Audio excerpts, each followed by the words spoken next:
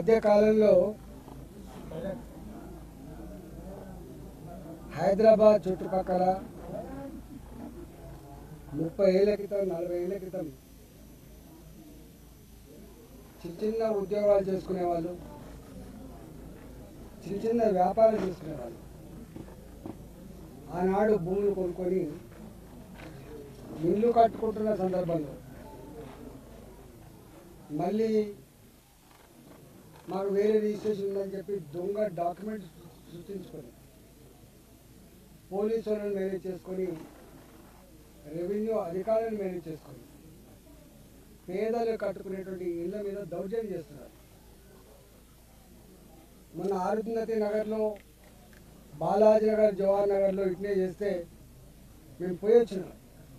పేదలు వాళ్ళు 40 గజాలు 60 గజాల్లో ఇల్లు కట్టుకునేటువంటి పేదలు వాళ్ళు 40,000 50,000 జమ చేసుకొని ఒక రేకుల షెడ్ వేసుకుంటే కూలగొట్టిపోతున్నారు. 50,000 రూపాయల నుంచి 2 లక్షల రూపాయలు ఇస్తే తప్ప పేదలు ఆ రేకుల షెడ్ వేసుకునే పరిస్థితి లేదు. దాని మీద నేను రెవెన్యూ మంత్రి గారితో మాట్లాడినా, కలెక్టర్ గారితో మాట్లాడినా, సిపి గారితో కూడా మాట్లాడినా. నేను 6 నెలలు అవుతుంది భారతీయ జనతా పార్టీ ఎంపీకి ఇక్కడ గెలిచి. 6 నెలల నుంచి ప్రతి నిత్యం కూల్చివేతల బాధలు తప్ప, పేదల కన్నీళ్ళు తప్ప, నా ఇల్లు కూలగొడుతున్నారు, నా జాగలు గుంజుకుంటున్నారు, నేను కాంపౌండ్ వాళ్ళ కంటే కూడా గుండాలు బెదిరిస్తున్నారు, మా కాలనీలలో కిరాయి గుండాలు లిక్కర్ సీసాలు తెచ్చుకొని తాకుండా మా మీద దౌర్జన్యం చేస్తున్నారు. ఎడిపోతుంది సార్ ఇది?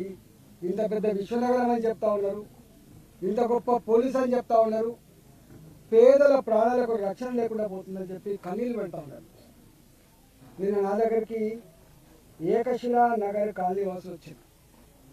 1985 ఇవాళ కాదు, 1985 ఆనాడు ఇక్కడ ఎకరం 10,000 రూపాయలు 5,000 రూపాయలకి ఎకరం ఉండే. ఇక్కడ ఆనాడు రియల్ ఎస్టేట్ వాళ్ళు ప్లాట్ చేస్తే కొనుక్కున్నారు. వాళ్ళు అందరూ కూడా రెవెన్యూ ఉద్యోగులు ఉన్నారు, ఇలా పోలీస్ డిపార్ట్మెంట్లో పనిచేసే వాళ్ళు ఉన్నారు, రిజిస్ట్రేషన్ ఆఫీస్లో పనిచేసే వాళ్ళు ఉన్నారు. ఇలా 32 డిపార్ట్మెంట్లలో పనిచేసేటువంటి ఆనాటి చిన్న ఉద్యోగులు ఇక్కడ జాగా కొనుక్కున్నారు. ఇవాళ ఆ జాగలు ఇక్కడ ఇల్లు కట్టుకుందామంటే ఆనాడు దొంగల భయం కాబట్టి, రాజులప్పలున్న గుట్టల భూములు కాబట్టి, చెట్లు కంచెలున్న భూములు కాబట్టి సెక్యూరిటీ భయపడి ఆనాడు కట్టుకోలేదు. మెల్లమెల్లగా జాగల ఖరీదు పెరుగుతున్నప్పుడు, వాళ్ళకు 4 పైసలు జమ అవుతున్నప్పుడు ఇల్లు కట్టుకునే ప్రయత్నం చేసి కొంతమంది ఇల్లు కట్టుకున్నారు. ఇవాళ ఇల్లు కట్టుకునే ప్రయత్నం చేస్తున్నప్పుడు ఇక్కడ మొన్న కొత్త గవర్నమెంట్ వచ్చిన తర్వాత మొన్నటి వరకు పాలక మండలి, గ్రామ పంచాయతీ ఉన్నంత వరకు, మున్సిపాలిటీ ఉన్నంత వరకు వాళ్ళకి పర్మిషన్లు వచ్చినాయి. కానీ కొత్త ఈ గ్రామ పంచాయతీ పాలక మండలు వాళ్ళ టైం అయిపోయిన తర్వాత స్పెషల్ ఆఫీసర్ల పాలన తెచ్చి ఇక్కడ కట్టుకునేటువంటి ఇళ్లకు పర్మిషన్ ఇస్తలేదు. అంటే కంచే చేరుడు మేసినట్టుగా ఏ పేదలకైతే అండగా ఉండి వాళ్ళకు పర్మిషన్ ఇచ్చి ఇల్లు కట్టుకున్నట్టు చేయాలి ప్రభుత్వమే స్వయంగా ఇక్కడ ఇల్లు కట్టుకోకుండా నిషేధించి పర్మిషన్ ఇస్తలేదు. ఇలా కట్టుకునేటువంటి వాటికి కూలగొడతా ఉన్నారు. కూలగొట్టేది ప్రభుత్వ అధికారులు కాదు, గుండాలు కూలగొడతా ఉన్నారు. ఇవాళ గ్రామ పంచాయతీ లేఅవుట్ ఉన్నప్పుడు 2007 ఒక చట్టం వచ్చింది. గ్రామ పంచాయతీ లేఅవుట్లు ఐసీసీ కట్టుకోవద్దు, ఎల్ఆర్ఎస్ కింద మళ్ళీ రెగ్యులైజ్ చేసుకోవాలి. ఒక రెగ్యులైజ్ కూడా చేసుకుంటున్నారు వాళ్ళు. ప్రభుత్వానికి రెగ్యులేషన్ ఫీజులు కడుతున్నారు, ప్రభుత్వానికి పర్మిషన్ ఫీజులు కడుతున్నారు, అయినా కూడా కూలగొడతా ఉన్నారు.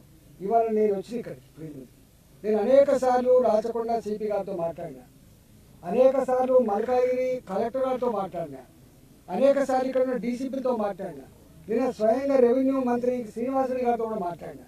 నేను ఇలా పోతున్నా అని చెప్పి ఇక్కడికి వస్తే నేను ఉన్నాగా నేను ఇక్కడ పార్లమెంట్ సభ్యుడిగా ఉన్నాగా, నేను ప్రజలతో మీటింగ్ పెట్టుకొని ఉన్నాగా, ఇలా గుండాలు ఇక్కడ లిక్కర్ బాటిల్ తెచ్చుకొని బీర్ సీసాలు తెచ్చుకొని తాకుండా ఇక్కడ దౌర్జన్యం చేసే ప్రయత్నం చేస్తారు.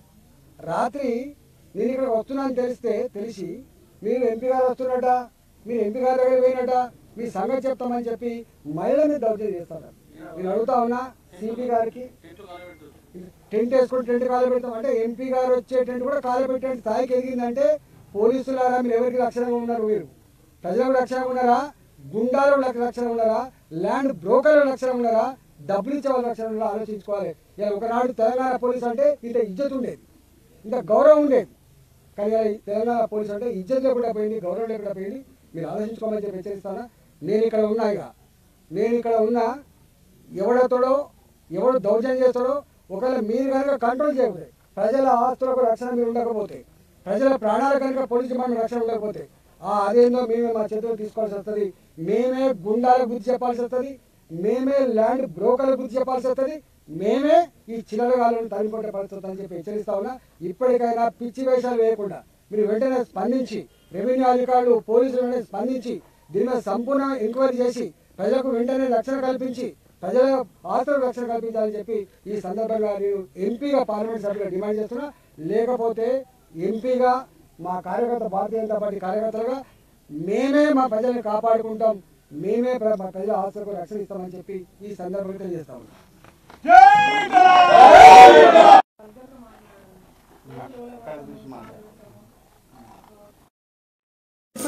చేతులు పెట్టుకుంటే బెదిరియడము, కంప్లైంట్ ఇస్తే కూడా అసలు పోలీసులు పట్టించుకోలేదు. మినిమం మర్యాద కూడా ఇవ్వలేదు సార్. స్టేషన్ పోతే నన్ను ఫోన్ చేసి ఏమంటున్నారు, మీరు మీ ఇల్లు మా పరిధికి రాదు, మీరు ఫోన్ చేయండి అని అంటారు సార్. టెంట్ వేస్తే ఇవ్వడంలో సోడు చేస్తారు. అక్కడ చాలా వర్గంగా మాట్లాడతారు, లేడీస్ అని కూడా చూడలేదు.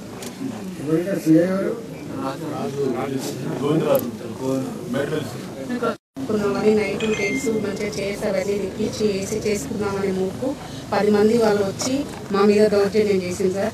కొట్టడానికి మీద ఉరుకొచ్చుడు, రాళ్ళు పట్టుకొని ఉరుకొచ్చింది సార్. మేము ఏంటిదని మీ పిఎస్సి కంప్లైంట్ ఇస్తే పోలీస్ వాళ్ళు మేము ఇచ్చినాక 1 అవర్ తర్వాత వచ్చింది సార్. అప్పటి వరకు వాళ్ళు చంపారు సార్. నైట్ 12 దాకా దిగింది సార్ వాళ్ళు ఇట్లా 3 టైమ్స్ సార్ ఇట్లా చేయడం. సిపి కలెక్టర్కి, పొంగులేటి శ్రీనివాసరెడ్డి గారికి, తర్వాత కలెక్టర్ కోటి, సిపి కోటి, పొంగులేటి శ్రీనివాసరెడ్డి గారి కోటి, సిపి గారు నేను మీ జ్యుడిషియల్లో ఉన్న సిపి గారు నేను ఒక ప్రెస్ మీట్ పెట్టినది మీకు పంపిస్తాను. ఇప్పుడు 5 నిమిషాలు 2 నిమిషాలు పంపిస్తే చూసుకో. మిమ్మల్ని కూడా ఇంకోవాలంటే చెప్పండి, మీరే కదా నాకు మా ప్రజలకు రక్షణ కల్పించలేదు. ఏం చేస్తాను చెప్పు, మేమే రక్షించుకోవాలని పడుతుంది. నేను ఏ కక్షలో అడగలున్నా మీ సిఐ అండ్రోడ్ అడుగు ఏమైందో ఇక్కడ చెప్తాను. సిఐ అండ్రోడ్ అడుగు పంపిస్తాను. లేట్ చేయాలి.